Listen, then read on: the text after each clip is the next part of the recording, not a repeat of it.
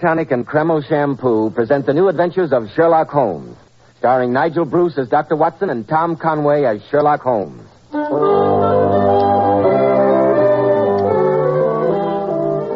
Now, once again, we find ourselves in Dr. Watson's comfortable book-lined study. A blazing log crackles cheerily on the hearth. A cordial smile of welcome beams on the good doctor's friendly countenance. Well, good evening, Mr. Bell. Sit down. Thank you. It isn't often you find such a perfect combination as this. Cozy room, cheerful fire, comfortable armchair. Not to mention an expert storyteller. Thank you, Mr. Bell. You're very kind. A setup like this takes your mind off your worries and troubles. So don't be surprised if I just sit back and relax and let you carry on. Well, that's what I'm here for. I've always said there's nothing like a good detective story for mental recreation. Most of our great men of affairs have been addicted to them, you know. Presidents, prime ministers, scientists, and businessmen. And the Sherlock Holmes adventures still head the list of all detective stories. What's it going to be tonight? Well, tonight, as I said last week, I'm going to tell you about the greatest shock that Sherlock Holmes ever gave me. The greatest shock? There must have been some voltage. You'll find that out, Mr. Bell, as soon as you've had your little talk with our listeners. Good. Men, well-groomed hair helps so much in giving a man that prosperous, clean-cut appearance. And I'm sure you'll be interested to hear why Kreml Hair Tonic is preferred among America's top-flight executives by men at the top. Kreml never plasters the hair down with sticky goo, which makes your hair and scalp feel so dirty. It never gives hair that old-fashioned, greasy, patent leather look. You see, Kreml is a very highly specialized hair tonic. It contains a unique and utterly different combination of hair grooming ingredients that's never been duplicated in any other hair tonic. That's why Kreml keeps unruly hair so neatly in place longer, with such a handsome, healthy-looking luster. What I especially like about Kreml is that after you use it, you can run your hand back over your hair and your hair never feels sticky or dirty. No greasy film comes off on your hand or your hatband. Yet Kreml keeps hair in perfect order from morning till night, looking so healthy and handsome. Kreml, Kreml Hair Tonic. Now, Dr. Watson, how about the greatest shock Sherlock Holmes ever gave you? Well, it was in the second year of my married life. I hadn't seen Holmes for almost a month due to having successfully resumed my medical practice.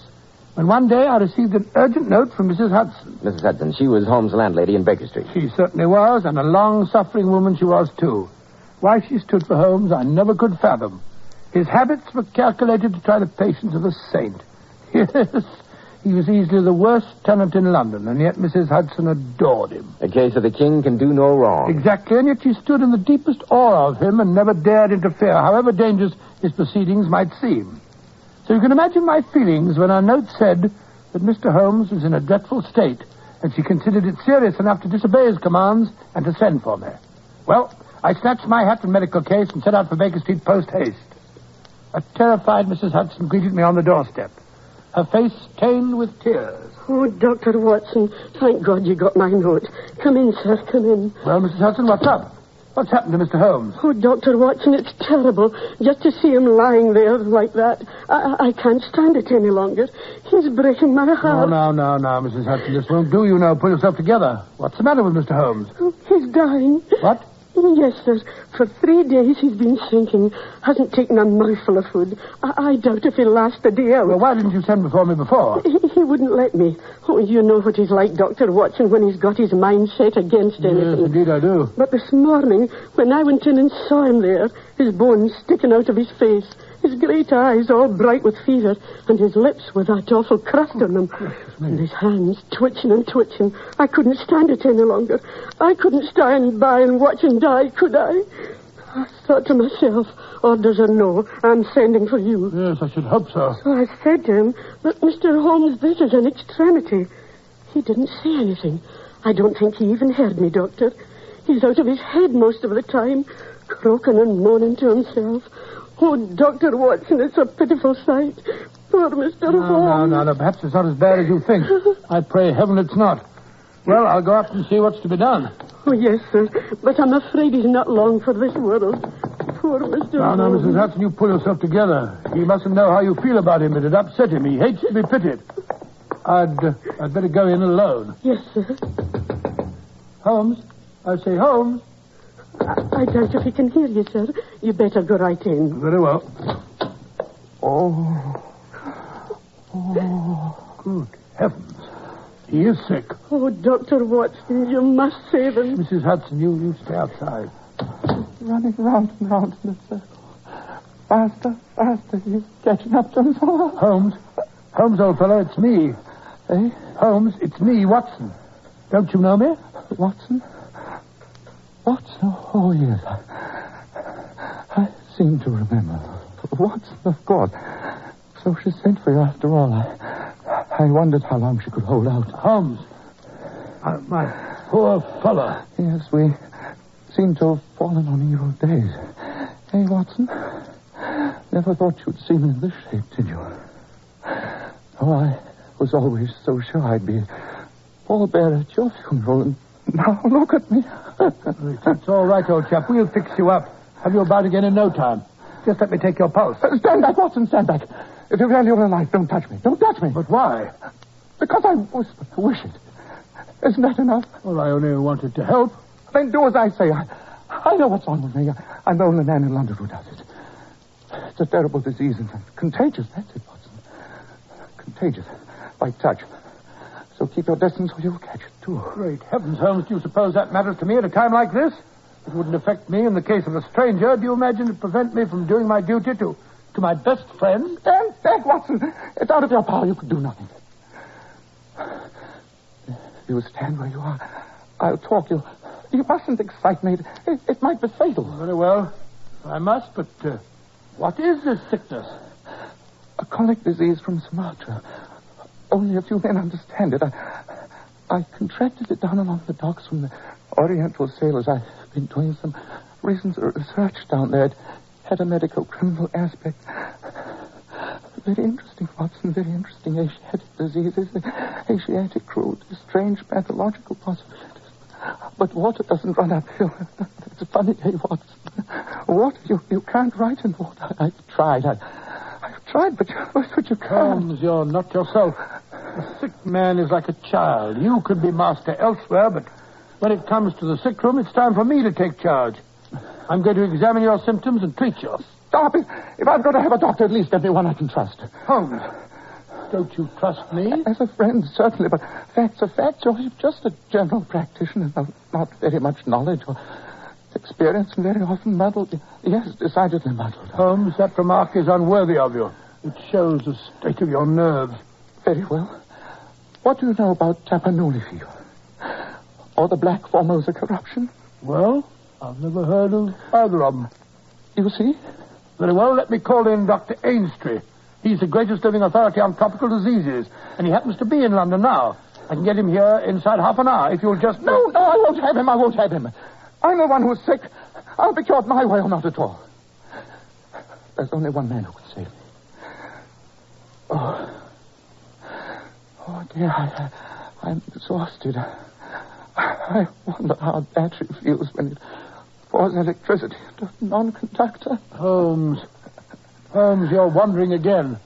Let me at least pour you a glass of water. What a mess this table is in. Don't want water. Give me the moon. Hello? What's this curious little ivory box? I've never seen that before. Don't touch it, Watson. Don't touch it. But, Holmes... It's mine. I won't have it touched. Give it to me. Handle it with tongs. Like this. That's better. It's mine. Yeah. Mine. Holmes, get back into bed, the Simpsons. And give me that box. No, you can't have it. It's mine. I'm going to take it to bed with me. It's mine.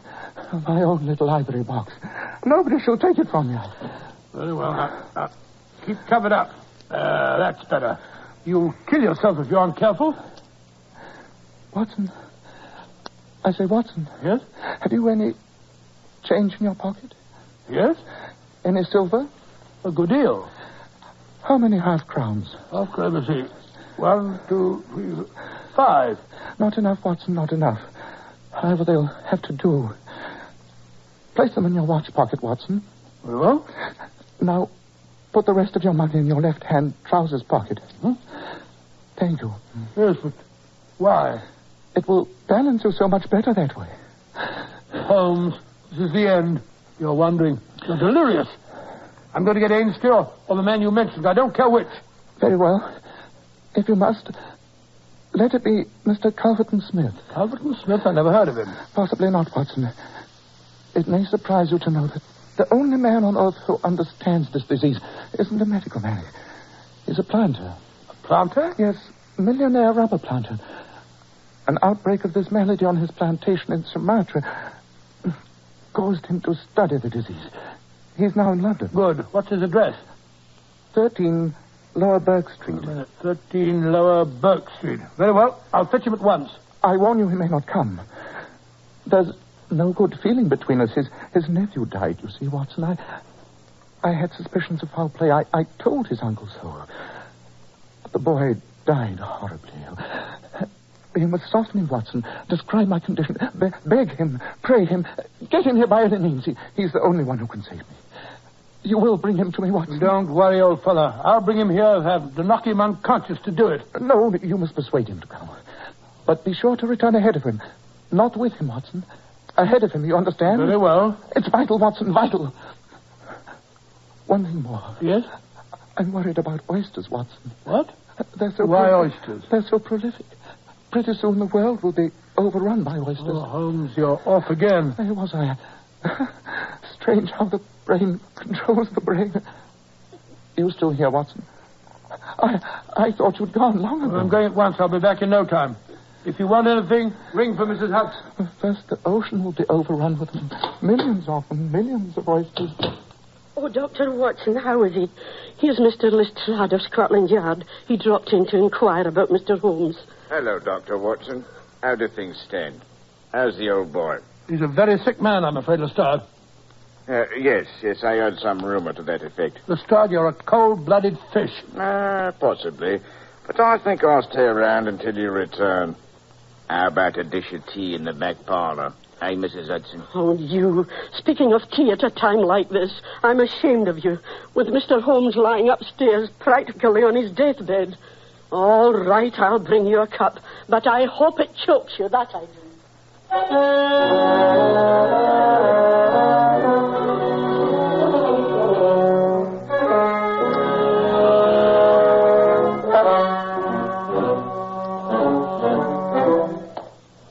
9, 11, 13.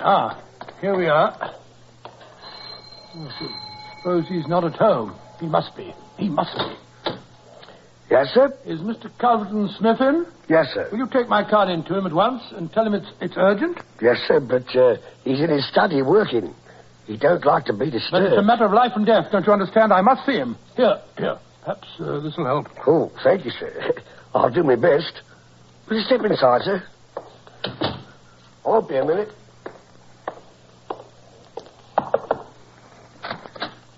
A gentleman to see you, Mr. Smith, sir. Says it's urgent. Who is he? What does he want? Oh, here's his card, sir. Watson? Dr. Watson? I don't know him.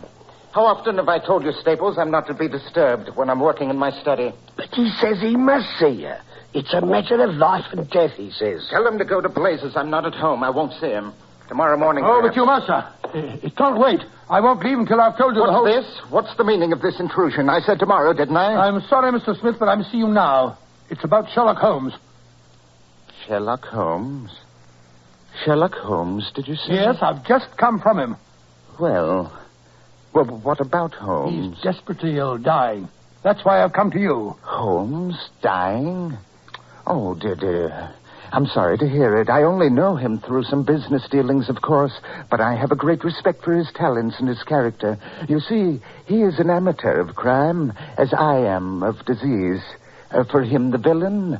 For me, the microbe. Yes, I believe my offenders are even more deadly than his. Mr. Smith, it was because of your special knowledge of Eastern diseases that Sherlock Holmes has sent for you. Eastern diseases? Eastern diseases, dear me. Don't tell me that he's contracted some Oriental disease. Yes, Mr. Smith. He's been making some professional inquiries on the docks, working among the Oriental sailors. Oh, so that's it. Oh, dear, I trust the matter is not as grave as you suppose. How long has he been ill? About 3 days. Delirious? Yes, from time to time. Oh, dear me, this does sound serious. Yes, it would be inhuman not to go to his aid, wouldn't it? The case is certainly exceptional. I'll come with you at once, Dr. Watson. With me? Well, you see that... I'm afraid I can't return with you, sir. I have some other appointments, of patients that I must see. I'll see you later. Oh, yes, I quite understand. I'll go alone. Oh, yes, that would be better in any case. We must avoid too much excitement, too many people. Yes, Dr. Watson, you can rely on my being with Mr. Holmes within half an hour.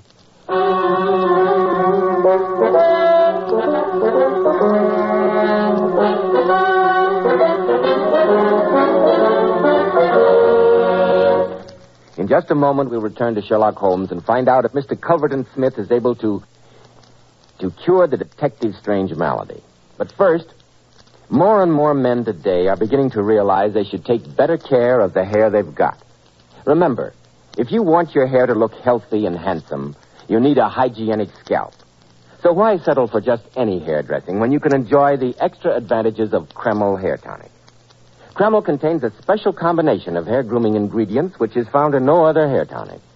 This highly specialized hair tonic keeps dry, stubborn hair neatly in place all day long and always gives it such a natural, well-groomed appearance, never sticky or greasy. But men, Kreml does lots more than keep hair looking handsome. A quick massage with Kreml stimulates circulation right in the surface of the scalp, leaving your scalp feeling so alive, so invigorated. At the same time, Kreml removes loose dandruff. It's excellent to lubricate a dry scalp. And if your hair is so dry that it breaks and falls when you comb it, remember Kreml actually helps condition the hair, in that it makes it feel softer, more pliable. So men, buy a bottle of Kreml at any drug counter. Ask for an application at your barber shop. Use Kreml to keep your scalp more hygienic, your hair always looking its very best. Kreml. Kreml Hair Tonic.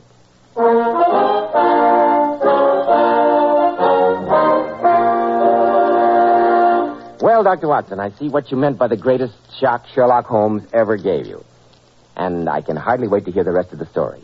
What happened after you'd seen Mr. Culverton? Well, I hurried back to Baker Street as fast as I could, just as Holmes had instructed me to. Mrs. Hudson met me at the door. Any change, Mrs. Hudson? Has anything happened while I was gone? No, Dr. Watson. He called me in to light the gas a few minutes ago. He won't have it up full. He says it hurts his eyes. How did he look? Oh, a little better, I should say. He's awful weak, but he's not delirious anymore. Good. Where's Lestrade? Oh, he's about somewhere. Down in the kitchen, annoying the cook, most likely. I never did see such a man for eating. Heartless brute. Well, I'll go up to Mr. Holmes.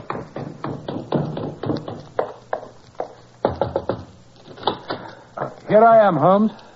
Did you see him? Yes, he's coming. Admirable, Watson. Admirable. I knew I could count on you. What did you tell him? I told him about the sailors in the East End and that you were delirious. Quite right. Yes. You can now disappear from the scene. What? I'll do no such thing. I'm going to wait and hear his opinion. So you shall, Watson, so you shall, but not where he can see you. There's no hiding place in the room except the space behind the head of my bed. Suppose you crawl in there. Crawl in there? Watson, I'm a sick man. I must be human. It's got to be behind the bed or not at all. I don't want you discussing the case over my dead, inert body. You can hear what he says perfectly from your hiding place. Oh, there he is now. What's it to be, Watson? Behind the bed or out of the room? Oh, very well, if you insist. I'll wedge myself in there. There's not much room in here. Quick, Watson. Quick, if you love me. Oh, it's a tight fit. I can't move a muscle. Good. Don't speak. Don't move. Whatever happens, don't budge. Just listen. Listen to every word. Don't move. Don't move. It's a gentleman by the name of Smith, Mr. Holmes. He says you sent for him. It's all right. I understand the case. You can leave us. Yes, sir. Oh. So there you are, my fine fellow. Pretty bad fix, eh? Oh. Holmes. Oh. Holmes, can you hear me? It's me, Smith. You? I hardly dared hope you'd come. I should think not. But here I am. Coals of fire, Holmes, huh? Coals of fire. Very good. Very noble of you. You're the only man who can save me. You realize that, eh? Do you know what is the matter with you? The same thing that killed your nephew. Yes, dear Victor. He was dead on the 4th day. strong, hearty fellow he was, too. Surprising that you should both contract such a strange, out-of-the-way disease in the heart of London. A disease, too, of which I had made a special study. Very smart of you to notice that in Victor's case, but rather uncharitable to suggest that it was cause and effect. Oh, I knew that you did it. Oh, you did you? Well, you can't prove it. You've got a fine nerve, spreading reports like that about me, and then crawling to me for help when you're in trouble. Don't hold it against me. Let bygones be bygones. I'll put it out of my head. Only cure me and I'll forget it. Forget what? About Victor Savage's death. You've as good as admitted it, but I'll forget it. I swear I will. It'll make little difference whether you forget or remember. You'll never see the inside of a witness box. Oh, no, quite another shaped box, my dear Holmes, I assure you. I'm not interested in my nephew anymore. It's you I'm after.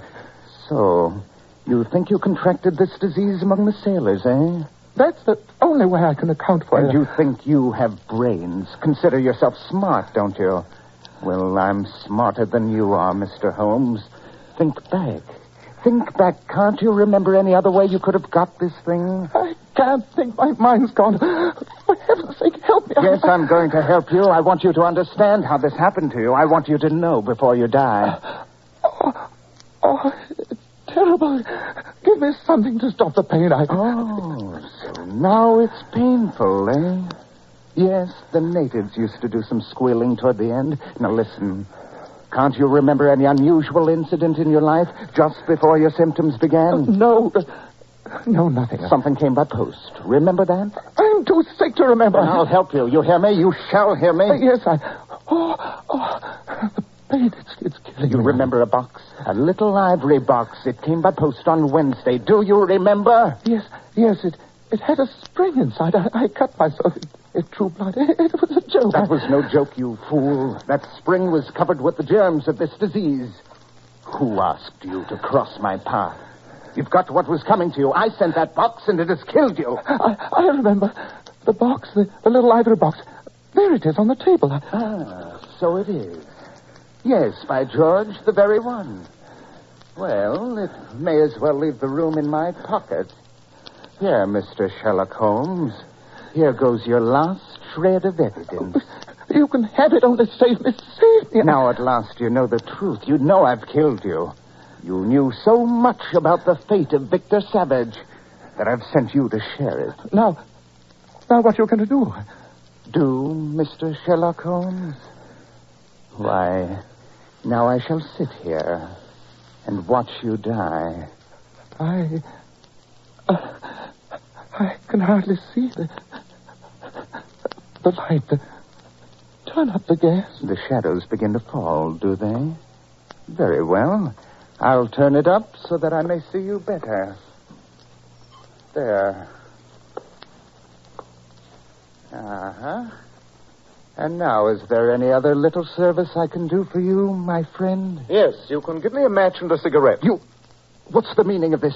You're not sick? You've been malingering. You're not sick at all. Not sick, just weak. Yes, the best way to act a part is to be it. I give you my word that for 3 days I haven't touched food, drink, nor tobacco. It has been rather irksome. Ah, yes. Here are the cigarettes.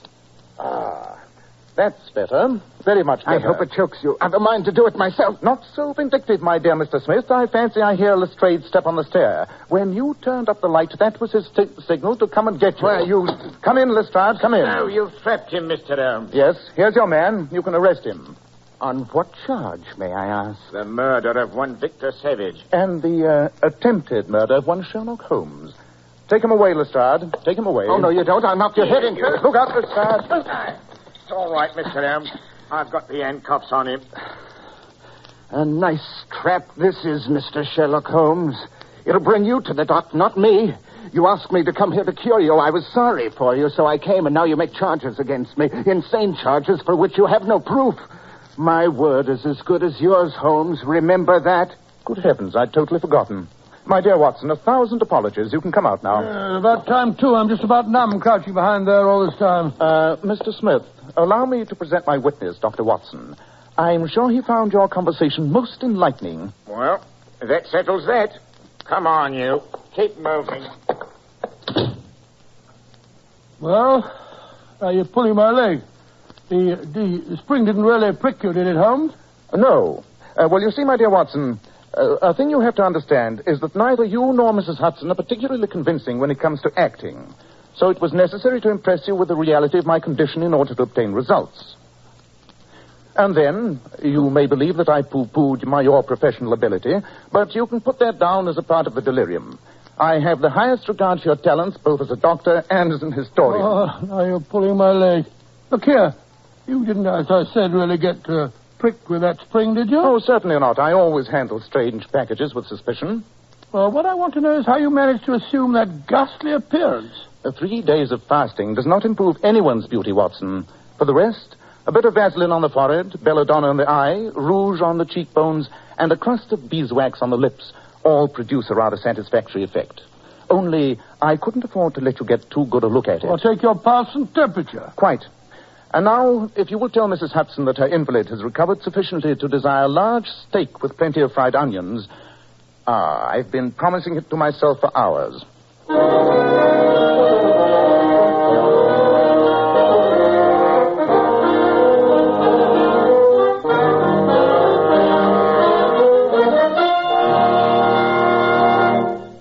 Ladies and gentlemen, Dr. Watson will be back in just a moment to tell us about next week's story. But first, girls, many of those beautiful Powers models come out here to Hollywood to become movie stars. And I must say one can't help but be impressed with their gorgeous, lustrous hair. Now, here's how they keep it so shining bright. Powers models use Kreml shampoo. This amazingly beautifying shampoo has been especially developed to actually glamour bathe each tiny strand of hair, revealing all its natural glossy luster and highlight. Yes, and remember, Kreml shampoo is wonderful for washing children's hair, too. Most emphatically, yes, because there are no harsh caustics or chemicals in Kreml shampoo. And its luxurious active foam thoroughly cleanses the scalp and hair of all loose dandruff, as well as the dirt. Girls, if you could only see how beautiful Powers model's hair radiates natural glossy highlights, I'm sure you'd want to try Kreml shampoo right away. Remember, no other shampoo leaves the hair more shining bright and sparkling clean. Get a bottle at any drug counter. Kreml, Kreml shampoo. Now, Dr. Watson, what about next week? Well, now, next week I think I'll tell you about the strange case of the persecuted millionaire. Persecuted millionaire? Sounds intriguing, Dr. Watson. It was, Mr. Bell. In fact, I don't believe that Sherlock Holmes and I ever encountered a problem with such a bizarre and such a fantastic solution.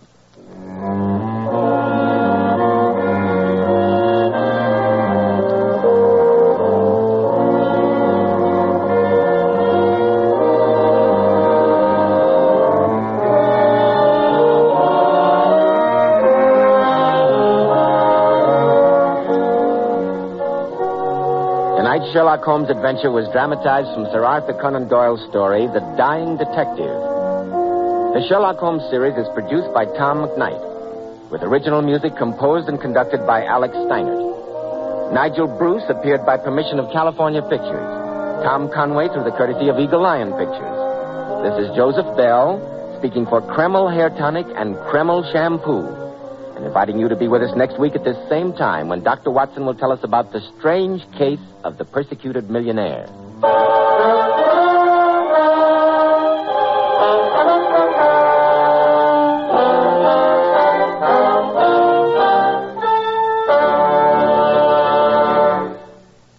This is ABC, the American Broadcasting Company.